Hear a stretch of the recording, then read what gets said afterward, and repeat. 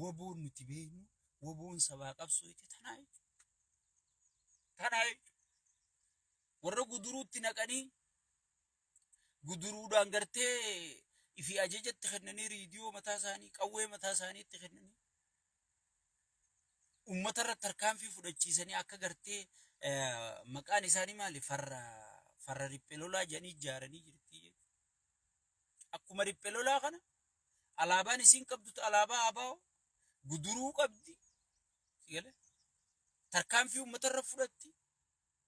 Tanumammaa wanta gujii keessatti haadha ji'a 9 taboruun daamu arraan daa jettu ajjeefte.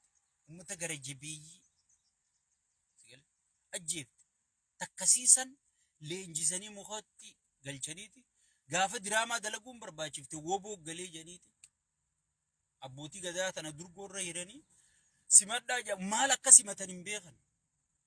Baa simadhaa malee ajajni haadiree sheeyxaantichi harree Oromiyaarra haate tana gad erga harreen gartee nyagoolee naannoo fi godinarra kaayyatti tana gad dabarsiti. Nyagooleen tun ganda keessa horiiteeti. Abbootii gadaa kanaaf durgoo katabdee walii qabdee harka tumsiifti. Footoo gac godhanii kominikeeshinni isaanii gallakkisa. Sigalee faarsee bulaa fi sakkaree iyyaan woboon galte tokko tokkoon galaa jirti. 50 galaa jirti. 5 bulchiti. Sigalee woboon galte takkallee hin jirtu. Sigalee woboon silaa galuun faayidaa qabaatte gaafa gullichi dheengee galisan nageenyi bu'a. Hoogganaa guddaa karaa Booranaati. Itti aansuudhaan gaafa sanyii waraana hangas ga'uusan buqqaasee waraana Abiyyitti kennisan buqqaasee galisanii nageenyi bu'aa jechuudha. Eegasuma booda nageenyi boora'uu gartee itti fufee jechuudha. Maaliif gaafiin uummanni qabu gaafiin woboon qabdu takka deebiin arganne jechuudha. Gaafiin uummanni Oromoo qabullee takka deebiin arganne jechuudha. Sirna gartee beekaa lagatu. Sirna hoolaa fi horii doofaa fi gartee faarsee bulaa simatu sirna qaallicha kanaa malee garree jechuudha. Sirna qaallicha kanaa malee. Uummanni keenya tana hunda beekee dammaqee xiqqaa guddaan osoo hin jenne musliimaa kiristaana waaqeffata osoo hin jenne naannoof gandaan osoo waliin qoonne hidhatee sirna kana dura dhaabbatee firraa buqqisuu yeroon isaa ammaa. Sirni kun ni buqqaa ni buqqaa.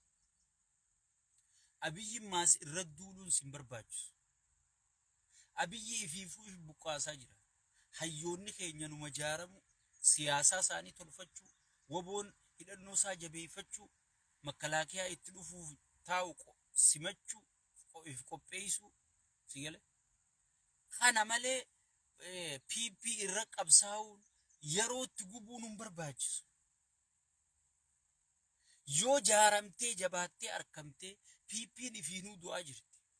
Bakka san qophaa'uudhaaf bakka san gartee namuma Finfinnee dura dhaqeetu abbaa biyyaati. Akkamittiin dhab godhee gartee osoo bineensi kun dhufee ilkeen hin heddummaanne akkamittiin bakka san to'adha jettee yaaduu qofa malee.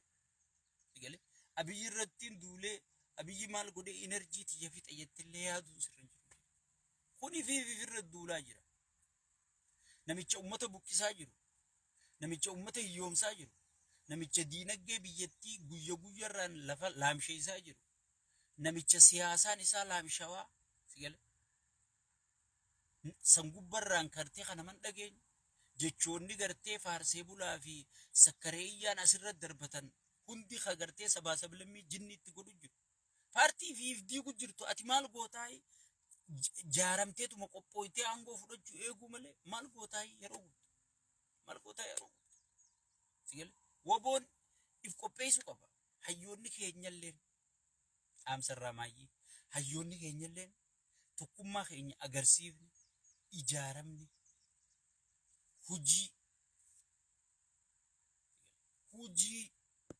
hujiidhaan gaafa agarsiifne warri har'a dhagaasi darbu kun hundi dhagaasi hojii darbaa. Takkittiin nurraa hafte immoo hujiidhaan agarsiisu. Lafarra agarsiisu. Qilleensarra tokkummaa keenya agarsiifu.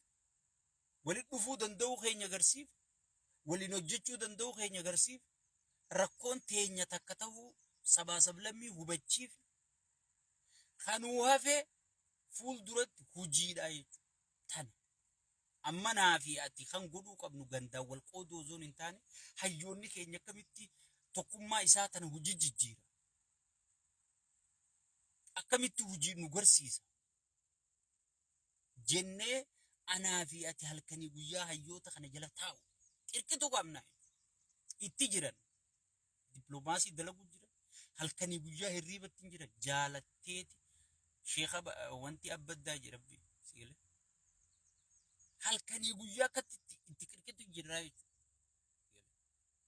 Kana isin gartee nu jalaa wanna jechuu osoo hin ta'in sinqii guutu, hamilee guutu, sigalee. Kanaan hayyoota keenya cinaa duuba dhaabbachuun anaaf sirra jirti. Anaaf sirra jirti. Sigalee. Amma kan isinirraa barbaannu isteeppiidhaan hoomorkiitti kennu qabna. Step by steppiidhaan hojiitti kennu qabna. Ayyaarraa jirtanii boroo eessi jirtan. Iftaanoo eessi jirtan. Sigalee. Waboodhaanoo tarkaanfiidhaatti fudhachuu jirtu.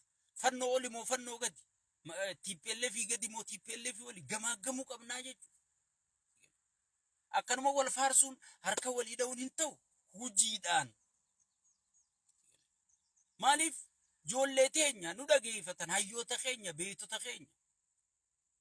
Sigalee. Homiin teenya isaan biratti bakka qabdi. Yaanni keenya isaan bira bakka qaba. Akka sheexaantichi nama tuffatu kanan nama tuffatan. Si dhageeffatan. Yaadaati asirraa haasoftu ni fudhatan. Hojii jijjiiran. Kammoo yeroo bulfachuu fedhan ni bulfatanii jechuudha. Soosaniifuu osoon kana qabnu bineensa maal goonaa Oromiyaa irra keenye bineensa gandaan nama qoodu, amantiin nama qoodu, maaliin nama qoodu, saayiziin nama qoodu. Kanaa wajji mataaf dhukkubsata. Ilma abaluuti, ilma maarreeti, ilma Oromootii miti Oromuma sanuu haa ta'u. Kanuma ilmaan dila kana dhale sanuu haa ta'u abii. Ilma Oromootii miti Oromuma mataasaa sanuu haa ta'u, Oromticha sanuu haa ta'u. Oromoof hin ta'u. Namni daangaa keessiin kabachiif, namni nageenya siin buuf, namni tokkummaa gartee ati dheengadda itti laffaatee fidde si harkaa diiguu deemu aangoo isaatii jecha. Yoo lubbuu qabaa boruu du'e namichi kun bakka san nama biroo qabata beekama. Gaafa san akkam taata? Haaraa akkaatee qabsoo ita.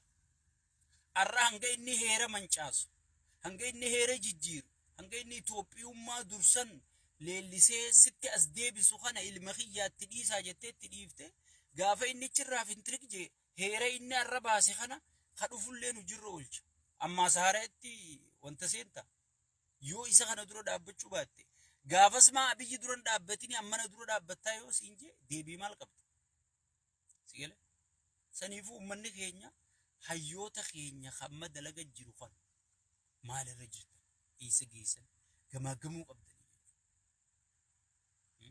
Walgahiin teessan tasabaa sablammiitii wajji amma torbaa muraasa booda sabaa sablammii wajji walgahii guddoo godhamuu deemaa jiru.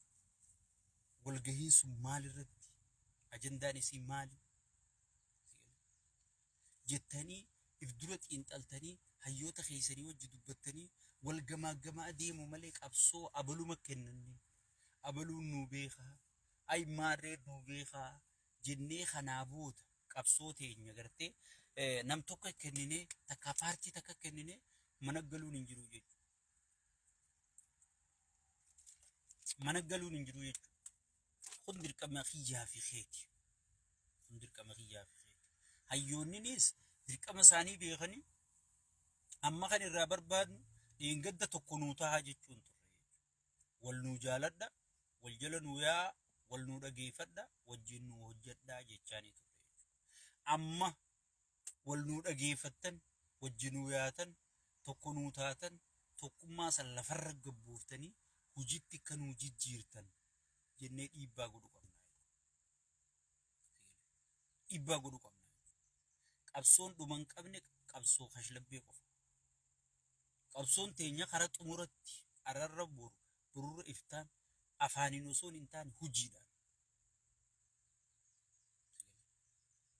gochaan harka adeemu qabna.